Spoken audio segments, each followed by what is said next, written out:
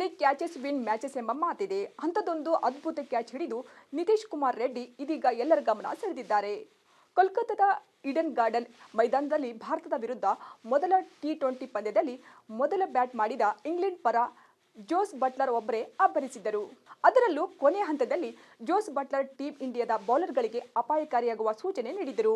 ವರುಣ್ ಚಕ್ರವರ್ತಿ ಎಸೆದ 17ನೇ ಓವರ್ನ ಮೊದಲ ಎಸೆತದಲ್ಲೇ Buttler deep mid ವಿಕೆಟ್ನತ್ತ ಭರ್ಜರಿ ಸಿಕ್ಸರ್ ಸಿಡಿಸಿದರು. ಈ ಸಿಡಿಲಬ್ಬರ ಮುಂದುವರೆಸಿ ಬೃಹತ್ ಮೊತ್ತ ಕಲೆ ಹಾಕಲು ಜೋಸ್ ಬಟ್ಲರ್ ನಿರ್ಧರಿಸಿದ್ದರು. ಅದರಂತೆ ವರುಣ್ ಎಸೆದ 2ನೇ ಎಸೆತದಲ್ಲಿ ಡೀಪ್ ಸ್ಕ್ವೇರ್ ಲೆಗ್ನತ್ತ ಹಾರಿಸಿದ್ದಾರೆ. ಅತ್ತ ಬೌಂಡ್ರಿ ಲೈನ್ನಲ್ಲಿ ಫೀಲ್ಡಿಂಗ್ನಲ್ಲಿದ್ದ ನಿತೀಶ್ ಕುಮಾರ್ ರೆಡ್ಡಿ ಜಿಂಕೆಯ ವೇಗದಲ್ಲಿ ಓಡಿ ಬಂದರು. ಚೆಂಡಿನ ಮೇಲೆ ಹದ್ದಿನ ಕಣ್ಣಿಡುವ ಮೂಲಕ ಅದ್ಭುತವಾಗಿ ಡೈವ್ ಹೊಡೆದು ಕ್ಯಾಚ್ ಹಿಡಿದಿದ್ದಾರೆ. ಈ ಅತ್ಯುತ್ತಮ ಡೈವಿಂಗ್ ಕ್ಯಾಚ್ ವಿಡಿಯೋ ಇದೀಗ ವೈರಲ್ ಆಗಿದೆ. ಅಲ್ಲದೆ ಯುವ ಆಟಗಾರ ನಿತೀಶ್ ಕುಮಾರ್ ರೆಡ್ಡಿ ಅವರ ಫೀಲ್ಡಿಂಗ್ ಟೈಮಿಂಗ್ ಬಗ್ಗೆ ಭಾರೀ ಮೆಚ್ಚುಗೆ ವ್ಯಕ್ತವಾಗ್ತಿದೆ. ಇನ್ನು ಈ ಪಂದ್ಯದಲ್ಲಿ ಮೊದಲು ಬ್ಯಾಟ್ ಮಾಡಿದ ಇಂಗ್ಲೆಂಡ್ ತಂಡವು ಜೋಸ್ ಬಟ್ಲರ್ ಅವರ ಅರ್ಧಶತಕದ ನೆರವಿನಿಂದ 132 ರನ್ ಕಲೆ ಹಾಕಿತು. ಈ ಗುರಿಯನ್ನು ಟೀಂ ಇಂಡಿಯಾ 3 ವಿಕೆಟ್ ಕಳೆದುಕೊಂಡು 12.5 ಓವರ್ಗಳಲ್ಲಿ ಚೇಸ್ ಮಾಡಿ ಭರ್ಜರಿ ಜಯ ಸಾಧಿಸಿದೆ.